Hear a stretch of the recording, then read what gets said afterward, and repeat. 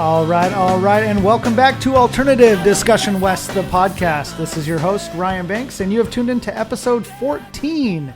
Today, I welcome an old friend of mine and a longtime staple here in the local scene, Mr. Clinton Smith. What's going on, Clinton? How's it going? Hey, dude, welcome. I was thinking about, this week, kind of thinking about what I was going to ask you and talk to you about, and I was like, man, this guy's probably been in the scene over 20 years now.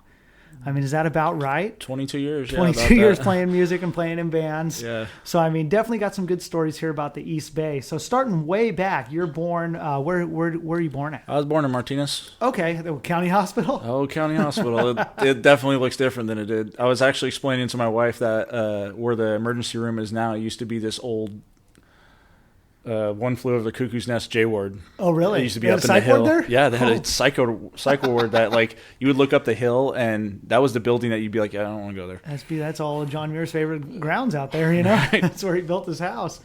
So you born in Martinez, and then you grow up out here in East County? No, I grew up kind of all over the place. You know, I had a special family. Okay. Not the greatest upbringing, but, you know, yeah, just not great. A lot of moving around. A lot of moving around, yeah. So, and then, you know, I was always into music. I was, you know, had one family member introduce me to Metallica, then introduced me to, you know, Guns N' Roses. And this is early on. What records? This is like Appetite for Destruction comes out. Yeah, this is a long time. I'm old. So, but, yeah, and then just kind of, you know, gravitated and met my brother, George Spooner. He kind of changed everything for me as far as punk rock. So he introduces you kind of the underground scene and what's went on with all that. Yeah. So you kind of settle down and you end up out towards Antioch. Mm-hmm. Okay, so you're going to school out there, and then when do you pick up an instrument? I started jumping on the bass. My good friend Suzanne Ferraro, she's an amazing bass player, and so I kind of just started babbling with one of her basses and kind of really, really enjoyed it. And then was she encouraging you to play? Yeah. Awesome. She's always encouraged. She still to this day encourages me to play. And so she's always like the first one I send new records to or new videos we have to. So you pick up the bass that early, and what kind of bands are you listening to then? Is it the stuff George has introduced you to?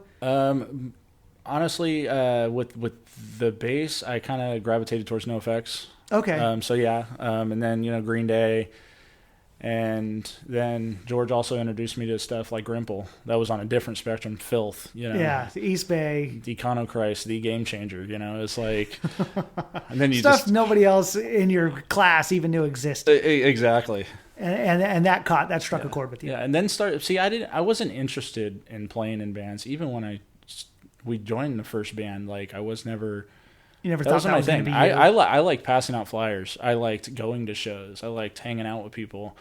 And I just played by the first band, which was the Clusterfucks. And that was with George. That was with George. And I somehow landed on drums. I couldn't play them.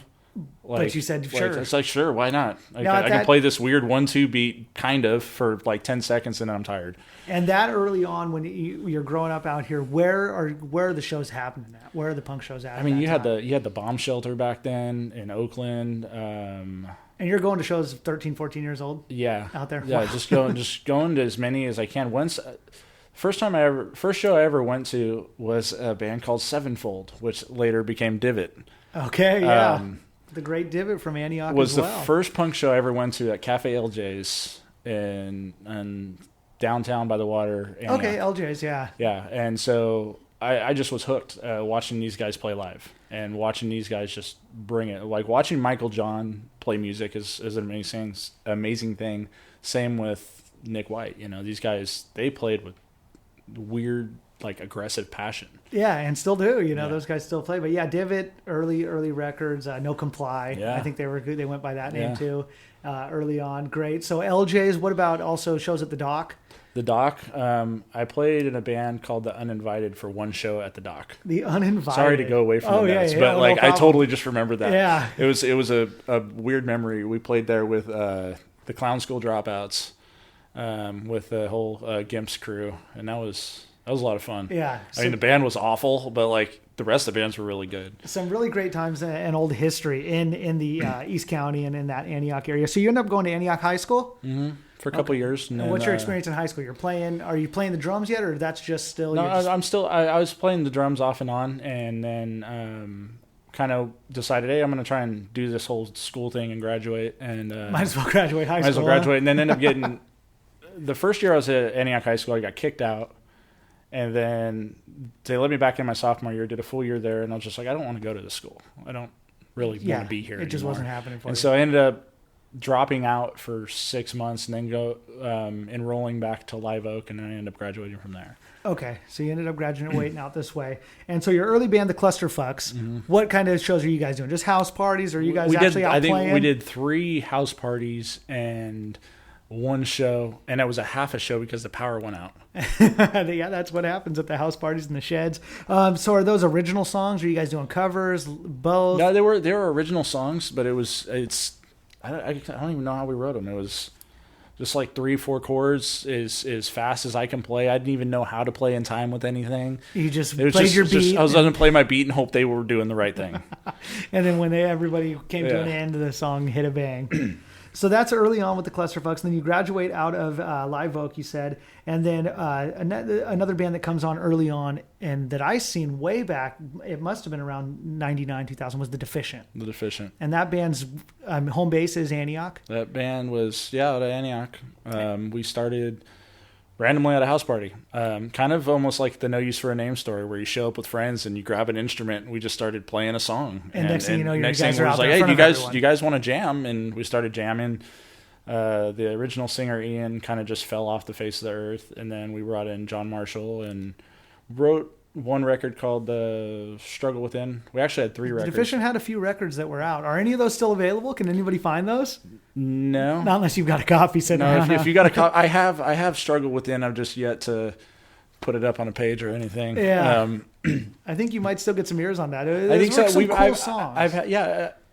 It would be stuff that like nowadays I would love to rewrite, and go back into the studio and have fun with. But some really catchy riffs and hooks and that early Deficient stuff. Yeah, the shows were what I did, and that's where I started that became my addiction, was the live shows. Okay, it's just that feeling of playing live. And where are you playing live with the Deficient? I know I seen you guys at the Concord Vets Hall, and as well as the Concord Depot, which neither exist anymore. But we're kind of they were a thriving ground in that time. Yeah, we started our first actual show was Lindy's Bar and Grill, which turned into Bourbon Street. Okay. And then we went to the Timeout a couple times, and then it was a year. Then we played Gilman Street. And was anyone? I mean, no one was over 21 years old at that time, were they? They were all under 21. Yeah, so.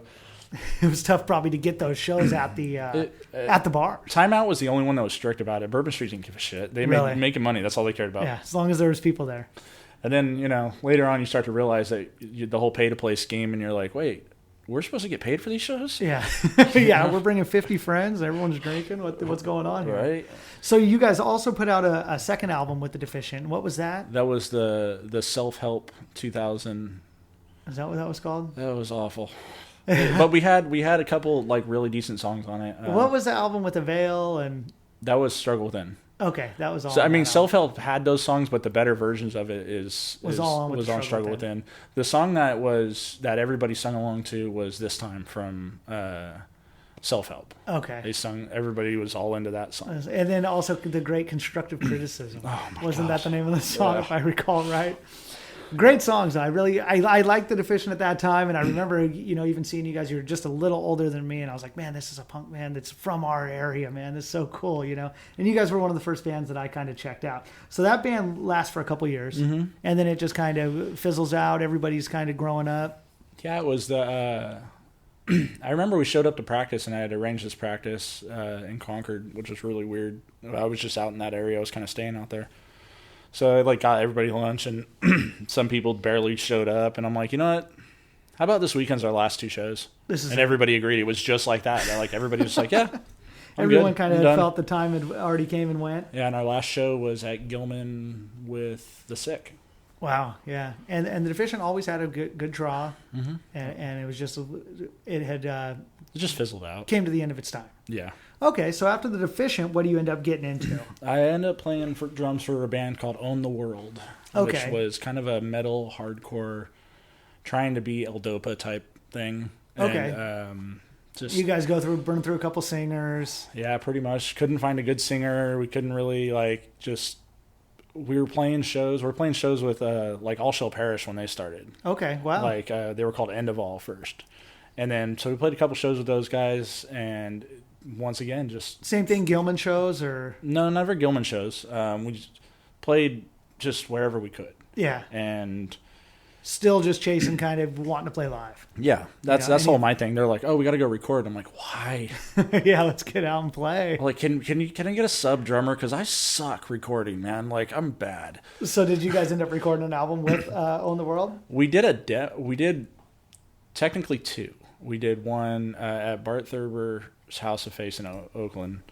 And then we did one with our guitar player Kyle's friend in Orinda, and that never really seen the light of day. Nothing really came out, not even on the burnt CDs or nothing. No, I mean the first one we handed out like 300-400 of them. Yeah. But I mean the band just nobody really had the motivation to do anything, and it's like for me I always want bigger shows. I always have that addiction. That crave to get in front of a bigger audience, to get at the bigger clubs. Yeah, I blame The Deficient and that song this time because I remember we played one show and we hit the pauses and the crowd was louder than we were. Yeah, and so I was like, "Oh, that's awesome." Yeah, and that was the buzz you were looking for, and that felt good. So you end up calling it out with Own the World. What do you guys play? A year or so? It's about a year and a half. Yeah. Okay, and after that, you end up taking a little bit of time off. Yeah, I just decided I'm gonna figure out life or see where I want to go and get out of mom's house and So you're playing the drums with Own the World? Yeah, I was playing drums. Okay, so you end up taking a break there. We're going to take our first break,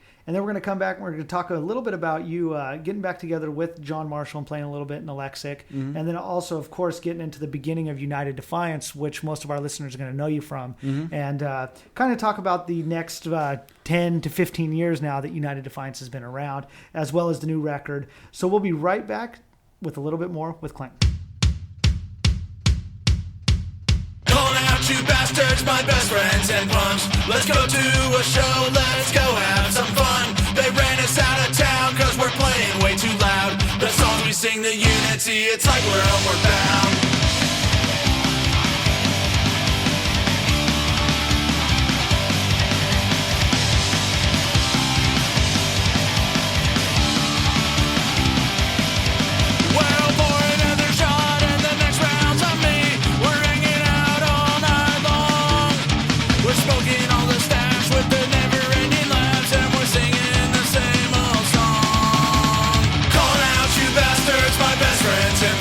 Let's go to a show, let's go have some fun. They ran us out of town cause we're playing way too loud. The songs we sing, the unity, it's like we're homeward bound.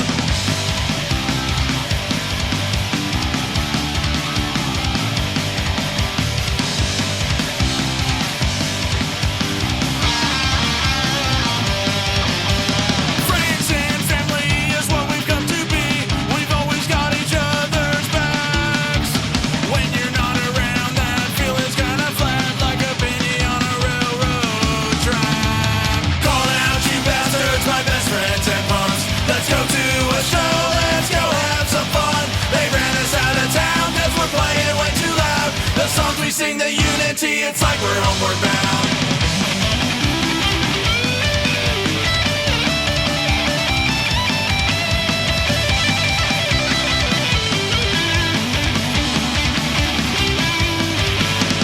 Got a generator and we found a parking lot. The show is going down tonight.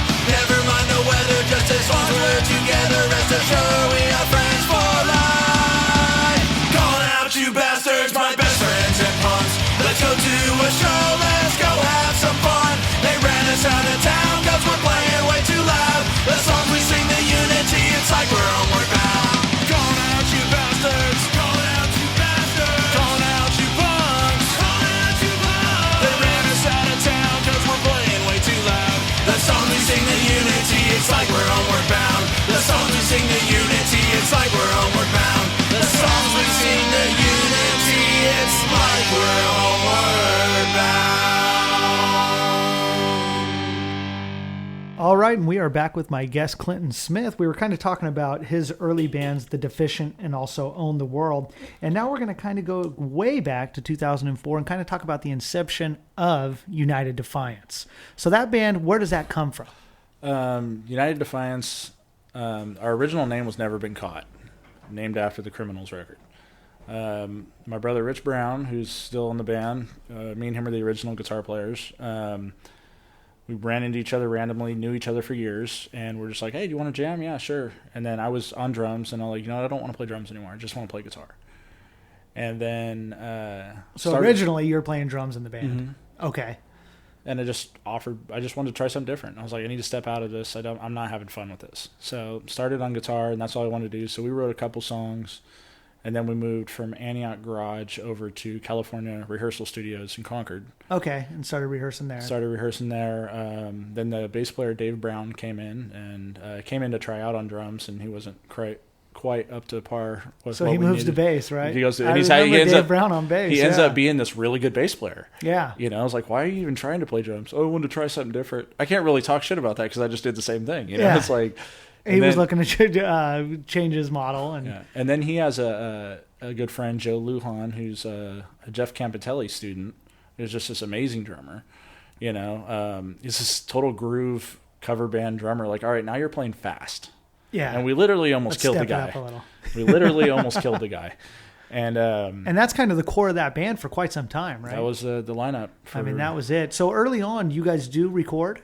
Yeah, we did a demo with Bart Thurber at House of Faith. And that's in 2004? That's in 2004. And how many songs were recorded then? 5. Anything that's still played? Actually... or that you're going to revisit? We actually, on the new record, revisited Yet to Come, which is an original song of ours. From the first United Defiance. I'm bad about it. Like, if I think a song has promise back in the day and we never did anything with it, I'll revamp it and find a way to do something with it. Yeah, and at least use it for all it's worth. And hey, if it doesn't catch this time around, okay. Yeah, at least we got it done right. Yeah. I finally am happy with the recording this time. Right. So it's early. It's 2004. It's 2005. United Defiance is kind of starting. Where are you guys playing? I mean, is that we started at Bourbon Street in Concord? It was our first show was with Agent Orange. Okay. Second show ends up being with TSOL. So we started landing in these shows like. And that's just from ties you had? People you knew? Just people I know. Or just promoters you've been working with for years? Promoters I'd been working with, and it was like, okay, cool. It's this kind of fun. And so we started playing a lot locally. Kind of got out of the whole pay-to-play scheme when I started realizing it. Which band are you here to see? Check, all that bullshit. Yeah, pre-sale tickets. Pre-sale tickets. I didn't even realize what we were doing. I just did it to do it. Yeah. You think it's cool you've got tickets with your band's name on it in advance. You're like, hey, look what I'm doing. But it's don't pay to play, kids. Anyways, yeah, good advice for all. We just played as much as we could. And the early United Defiance sound, I mean, the sound's always been the same. It is that super energetic, the skate punk kind of in the realm of Pennywise and Bad Religion, and that's the influences. Yeah, Pennywise, Bad Religion. There was a band out of Canada called Downway that we really kind of took to heart of their melodic sound. And then we kind of figured out, like, okay, we want to be able to write different styles. And so learn how to play guitar, learn how to play bass. And that was your first time playing guitar in a band? Yes. Okay. So you were just kind of picking it up. You'd played the bass. I'd played bass, and so I could play power chords enough to follow along. I knew how to do octaves, Yeah. And I'd always been, in high school, I was actually a published poet. I don't even remember what the book was called. But so words were always there for me. Really? I could write words. And how our first show came to be is we get this offer, you guys want to play with Agent Orange? I'm like, we don't have a singer. Yeah. Or a set. We had 7 songs. We didn't have a singer. Okay. So and that's when you decided, I guess I'm the singer. singer. I was like, I had this notebook full of words, angry words. Yeah. And it's like, started throwing them into songs. And at that time, when you first picked up the guitar and were starting United Defiance, you didn't plan to be the singer at that point. No, I just wanted to play guitar. And so then you get offered a great show. You go, I guess I got to learn how to sing and play. Someone's got to step it up. I learned how to sing and play by playing "I Killed Mommy with an Automatic" by the Dayglow Abortions. Yeah. Which we kind of still play every once in a while. That was one of the first songs you learned to sing and play. Yeah. That's excellent. So United Defiance is off and running. You guys get that first demo. Does that come out? The demo comes out, and then it snuck into the hands of Heliarc Records somehow. They had contacted us, and one of them had come out to a show. I believe it was at Blake's. Okay. And Blake's they were on like Telegraph, really into us. RIP. And then So you had some interest Yeah. in labels right away. So that perks up your ears and gets you guys excited, I'm sure. it did, but I didn't know how to approach things. I'd spent so much time promoting other people's bands that I had no idea how to promote my own. Yeah. I had no clue. You know, it's like I'm passing out. You fell flyers. short on that. Yeah, and it's like, but it was also like our drummer actually had a really bad sickness, and that's where we started to die off again. Like, was just like we can only play every once in a while. We could never really play out of town. And, Yeah. And I just, and it ended up causing like a rift in mine and his friendship. And I had no idea how sick the guy was. He never told us until like. So it certainly wasn't his fault that he wasn't able to run as much as you guys wanted him to. Yeah. And then in 2009, we're just like, we released Product of Disaster, our first like record. And then we basically were like, okay, whatever, we're done. And then we played a benefit show for Nikki D after she had passed away. And it was the best show we'd ever played. Hadn't practiced in months, and just set up and Came out and just had the passion and slammed. And I was like, you guys really want to walk away from this? We're doing good things. And it ends up puts Joe in the hospital for 2 weeks.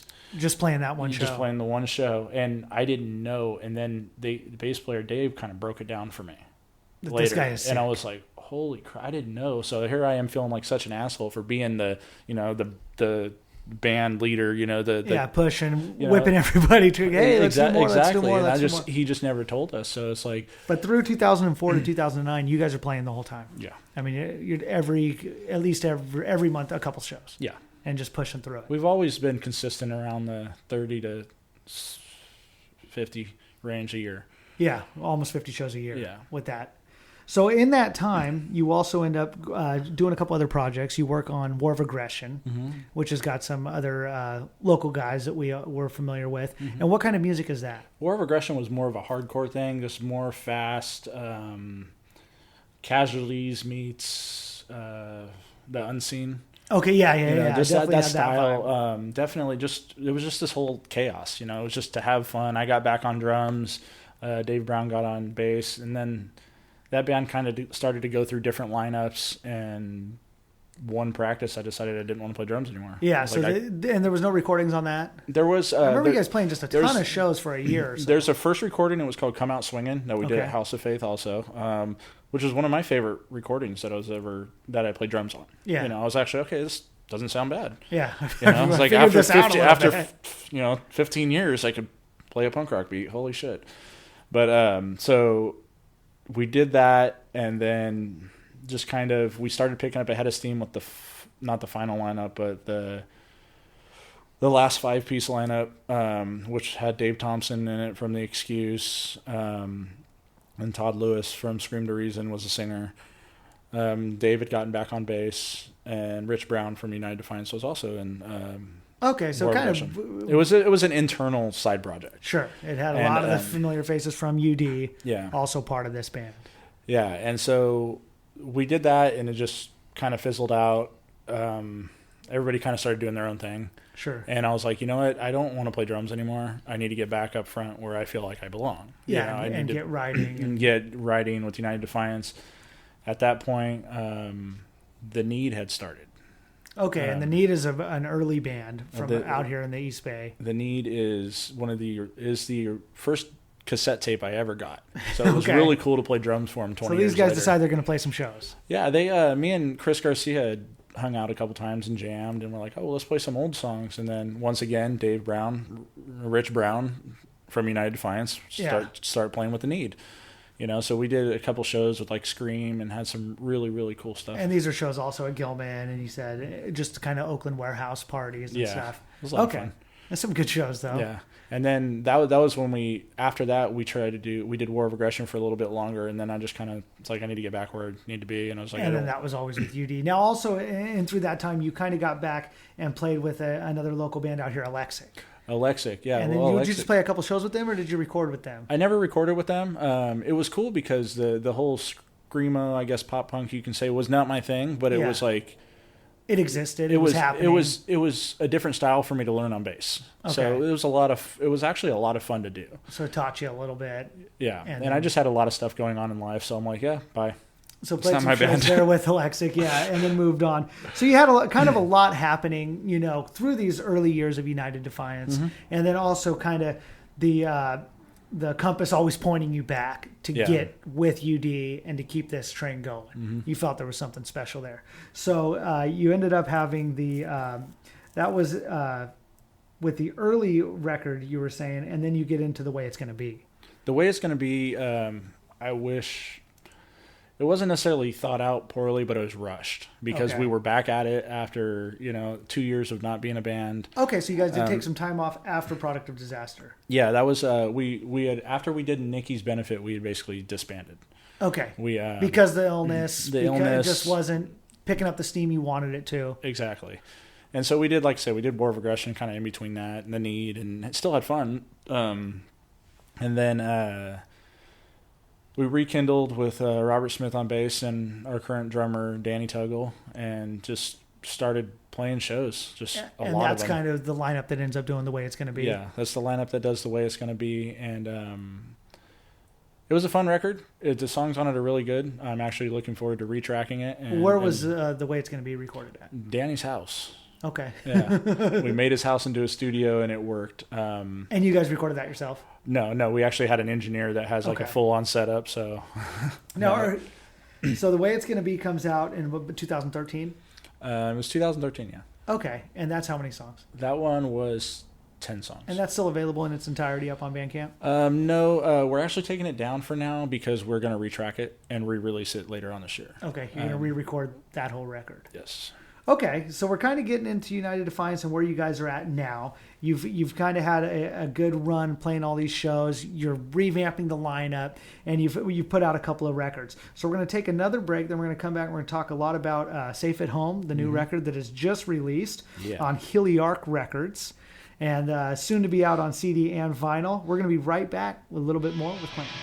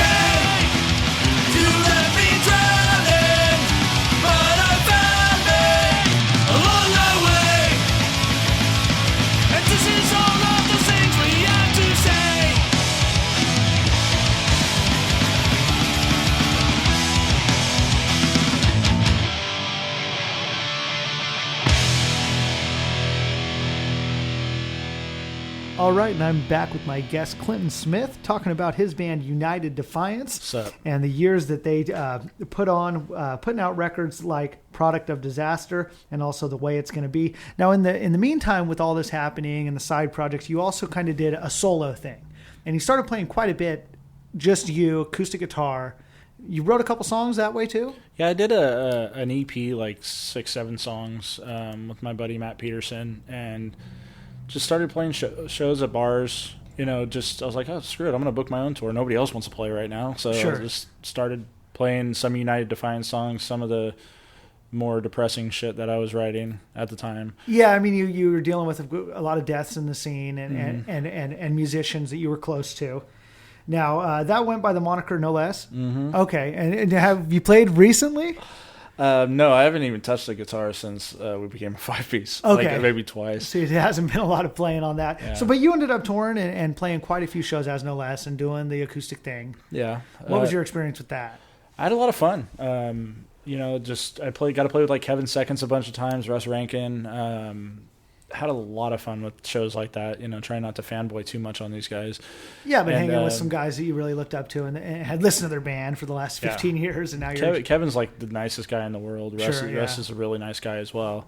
And then, it was weird because we had this experience in Chico where I got cornered by a certain band, and they were like, oh, so your name's No Less, or your nickname's No Less. And I'm like, yeah.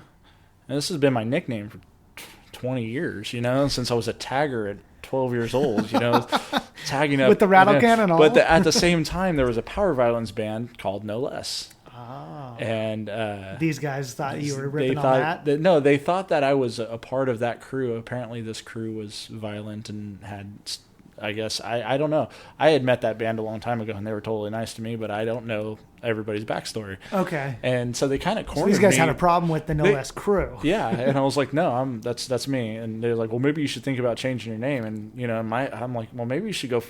I gotta go. Yeah, probably best to walk away from that. Just walk away from that one. But so you ended up doing quite a few shows though, as No Less, and then you just kind of got back in the United Defiance mode. Yeah, I decided to, I wanted to get the band rolling, and then, bringing Danny Tuggle into the band brought a different dimension, our drummer, of somebody who can sonically hear everything that needs to be heard the right way. A classically trained musician. He plays everything. And so finally getting some true musicians, and not just punk rockers and rock and roll dudes, but you're getting some musician guys that studied music. Doing the vocals on this record, like, I wish we would have videotaped some of the arguments we were getting into, because he, like I said, sonically, him and our guitar player Adam can hear things that I don't hear. Yeah. And so like, stop, Notes. do it again, stop, do it. And I'm like, I start yelling random things.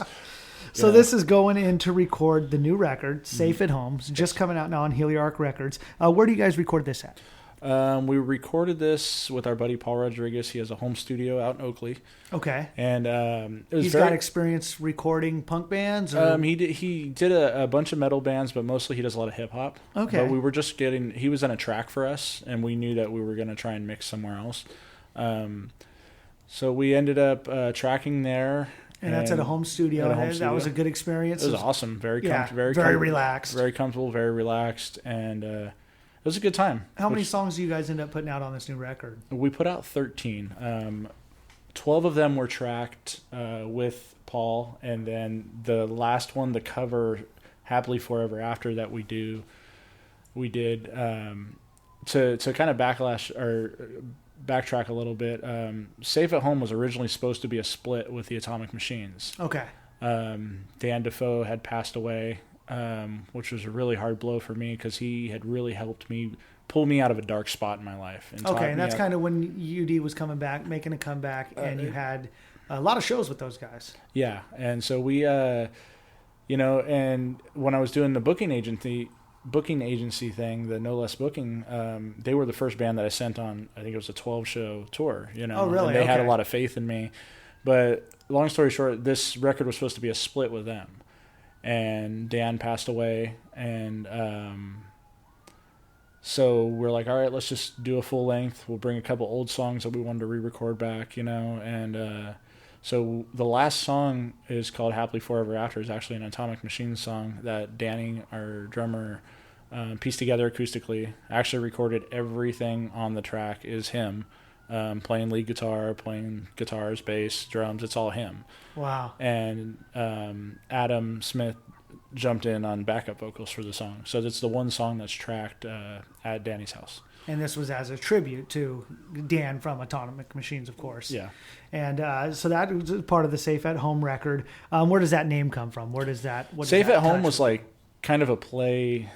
It was kind of a play on a lot of the bands that are coming up now. It seems like a lot of bands, they play it safe. Okay. And in my opinion, if you show up to write a new record and you already know what it's going to sound like, you're playing it safe. Yeah. You're not jumping into this. You're not bringing out your creativity. You're not, and I get having influences on a band, but if you sound exactly like them to where people don't go to your shows when you're playing with them because it's one long band. Yeah. It's That's a good point. To where it started as a play on words, and then it kind of turned into like the lyrics that I was writing, just going through this really big depression I was going through, dark times, and the lyrics started getting really dark. Okay. And so Safe at Home, not all is what it seemed, because I always had that front of, I'm fine. Yeah, everything's good. And then it's nobody's ever fine. You got to ask even the happiest people if they're okay. Sure.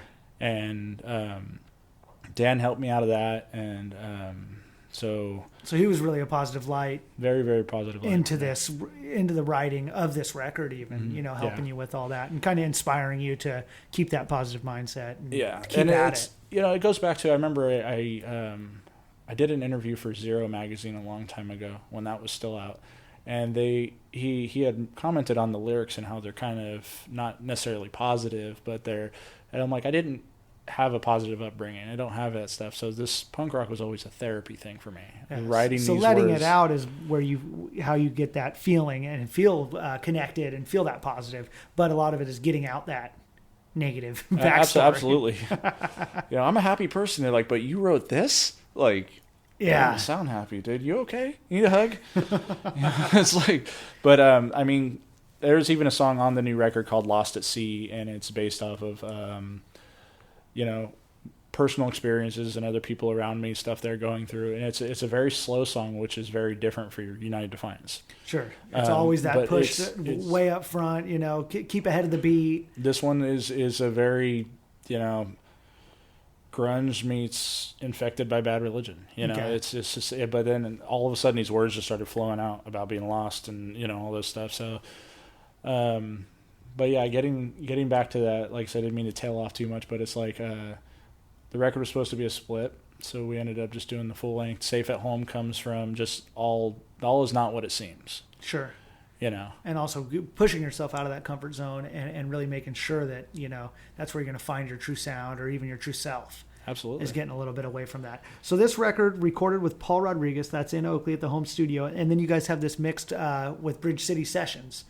Out of it's actually Atherspace Studios. Okay. In Portland. That's where they do the Bridge City sessions. Okay. With Chris Finster, who's a fucking genius. So you send the record to him, mm-hmm. and does he come back, just mixes it, masters it, and shows it to you, or does he have some tips and some tricks? Well, no, he sent, I think, 2 or 3 different versions to us. We Okay. write our notes, send them back to us. He was very easy to work with, and just he's so open-minded. He's the easiest engineer I've ever worked with. And did a great job with it. I mean, if he can put up with me, because I'm a pain in the ass to work with, period. And he was so easy to work with. Really good guy. And that's Chris Finster there at Bridge City out in Portland. Yeah. So the record is out now digitally. Digitally, yes. And then when is it due out physically? We should have the CDs. We're aiming for February 9th to be released at Shay's Tavern in Reno. Okay. And then the vinyls, we're aiming for, it depends on when we can get them in. We were hoping for March 16th at the Red Hat.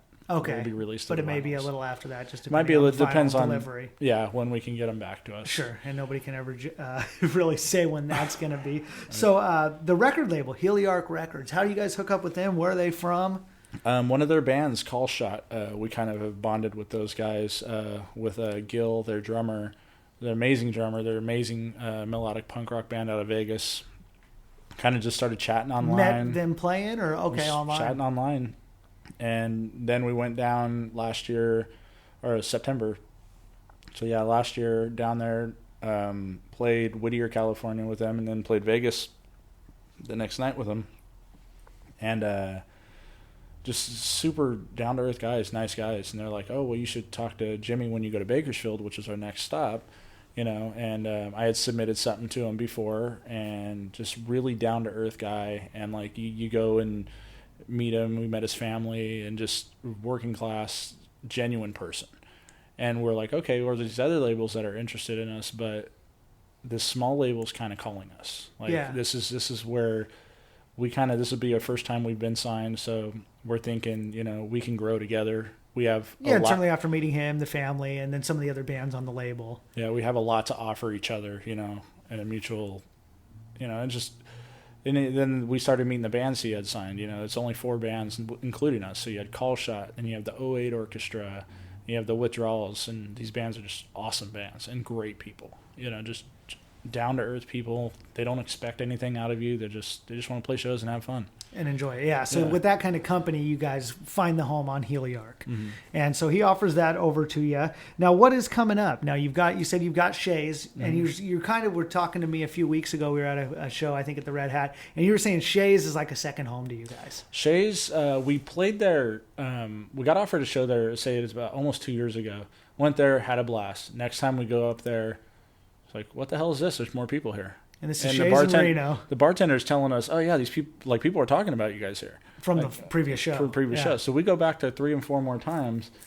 And then, of course, it was Shays. I remember it was in May of last year that I'm literally done. Like, I'm so burnt out, and I'm ready to hang it all up. It's like I have so much going on. I mean, those times, I guess, come with it, with every musician, and, especially when you're pushing yourself in the DIY scene. And then we go up to Shays, and we play this show with our buddies, Me Time, and we're closing it out, and this place is packed. And it was our first show up there as a 5-piece. By this time, Jeff Williams had joined the band on bass. Adam Smith was a permanent member on guitar. And you're exclusively singing. And I'm exclusively singing. It's the first time up there, and this Shays has a small stage. Yeah. And, I was like, screw it, I'll be down on the floor. It was literally the funnest show I've ever played. I had packed house, scratches under my eyes. We thought we broke my nose. It's just so much fun. And then so afterwards, I'm like Jones and just want to play more. Yeah, you're feeling it again. It re-sparked you. And then I have old friends that were up there that night. They're like, okay, you finally have a band. This sounds really good. You need to keep going forward with this. I'm like, okay, if you would have talked to me yesterday, it would have made you feel like an asshole because I was ready to call it. Yeah, but no, and then I was like, okay, we'll finish the record, we'll see where this goes, and then we started getting the mixes back, and I get more inspired. I'm ready to go with this unit. I mean, you got the new sound. I mean, for anybody that's kind of traveled with you guys along the way, this new record sounds. I mean, it is sonically the best thing you guys have put out. Thank you. I mean, it really is, and the mixing is there. The quality of the songwriting has stepped up. So I think everything is there. So I really urge everyone to check this out. So you find the inspiration at Shays, in that show, and then you've got this new record out now. And what's coming up? We're just gonna play some shows and try and get it out there as much as possible to everybody. We're gonna be on the 19th at Bakersfield with the Generators at Tembler Brewing. That'll also be with our family, the Withdrawals. Okay, and that's where Heliarc is from. It's from the Bakersfield. And then the next week we'll be at Amnesia with the Tortured and Hate for State. Actually, no, I'm wrong. That's the following week. That's the 3rd. The 27th will be with the Lucky Egypts and Stay Out and the False Positives. Okay, and which that's are in a Livermore. Deaf Cow. Oh yeah, Deaf Cow represent. And then the next week will be Amnesia, and then the following week we go back up to Shays, hopefully for the CD release, which we should have those by that time. And then next night we'll play with Whiskey Dicks. Those 2 nights are going to be with our buddies, Dearly Divided. Excellent. Dearly Divided just released a great record. We had Aaron on record here, a few months back. And I love that record. I love that you guys are going out and playing those shows together. A little bit jealous. I'm like, man, those would be some fun shows to be part of. That's my biggest goal is you have bands that want to go out and play, but they don't even know where to start. And I'm not saying Dearly Divided doesn't, but I always love, I've reached out to you guys many times being like, hey, we're going up. You guys want to go? It's like we like playing with our friends. Yeah. And if you have more friends there, you don't got to hang out with your own band too much. So, well, it just creates that community, you know, and especially when you're going out of town or out of state, you know, it really feels good to have some people from home to go, hey, and kind of vouch for you and say, hey, man, these guys are cool, you know, and then you kind of realize, you know, more and more. So, and then you got a trip down south also planned? Yeah, the 22nd of February, we'll be starting down south for 4 days. So it'd be the Redwood Bar on the 22nd, and then the next night at the Tower Bar in San Diego, and back to Bakersfield at Riley's Tavern with Plan 9. We're also playing with a lot of Felony Records bands. We get a lot of support you from found those a guys. kind of a real good friendship with all those guys. Yeah, really good. Just all a bunch of great people. Yeah. And then we'll come up to Santa Cruz on that Sunday, and we're playing with Some Kind of Nightmare and Enemy of My Enemy. Excellent. And then March, we're going to hopefully do the CD release or the final release show on the 16th at the Red Hat. And then we have shows that are to be announced because they're pending with a big band. I don't want to give that away. Sure, but it sounds but like a lot of cool stuff coming. Yeah, sounds like Slogging Solly. Oh yeah. So, you know, but that's just pending. You know, that's their bass player actually turns out he really likes us. So cool. And then on the 24th we'll be down in Vegas for an all Heliarc show, and then we will be up north in April. Cool. So, I mean, you can catch the band with the Safe at Home tour. In the next month or two, you guys are going to be pretty much anywhere on the West Coast. Yes. And so everyone can check that out. So I want to thank you for coming out, man. I think we've had a good Absolutely, conversation. dude. You know, I really enjoyed hearing the upbringing, of course, from the East County. You know, I really like to tie our shows back to there and show how kind of the longevity a lot of these guys have had in the scene, you know, and a lot of our friends, you know, have really lasted and put in a lot of work, you know, to finally get to just playing in front of a couple people, you know, and it's cool to watch people do that, you know, and I think you guys have definitely done it. I know you have really done it and put a lot of passion into it. So if you're to leave our listeners with anything, go see United Defiance, pick up this record. What would you leave them with? Go to each other's shows, support each other. Yeah. Because the scene is just going to keep dying. It will keep dying if you guys don't start supporting each other. You're not competition. We're family. Yeah, I think those are good words. And I know you have always stood by that. And I really, you know, I think if a few more can be inspired by that and start living that, yeah, we'll grow again, you know, and we won't have to turn out the lights ever, you know. Right. Right on, man. Well, I want to thank you again, Clinton. Thank you for having Everyone, me. check out Safe at Home, United Defiance's new record, available on Heliarc Records. This is Ryan Banks here with 80 West signing off. Thank you guys for tuning in.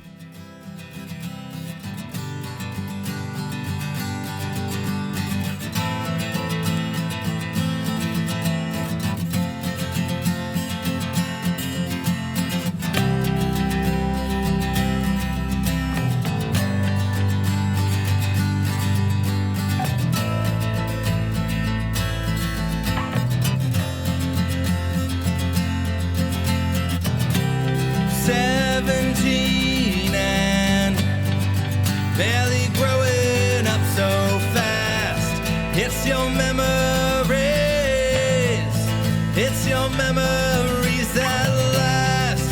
Time waits for no one. Well, so they say. It's here. It's here. Whoa.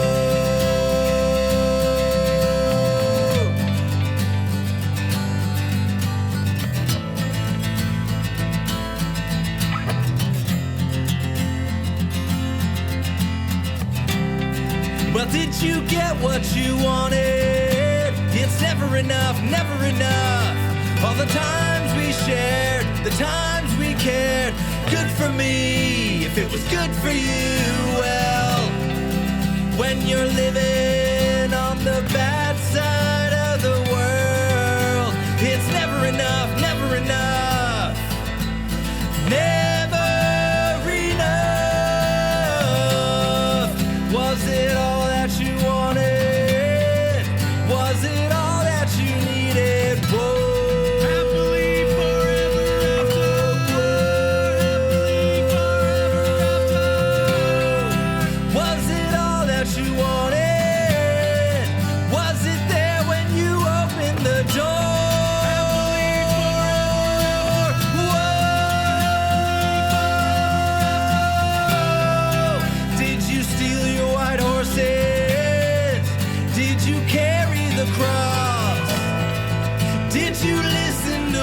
pieces? Did you bury the lost? Was it all that you wanted? Was it all that you needed?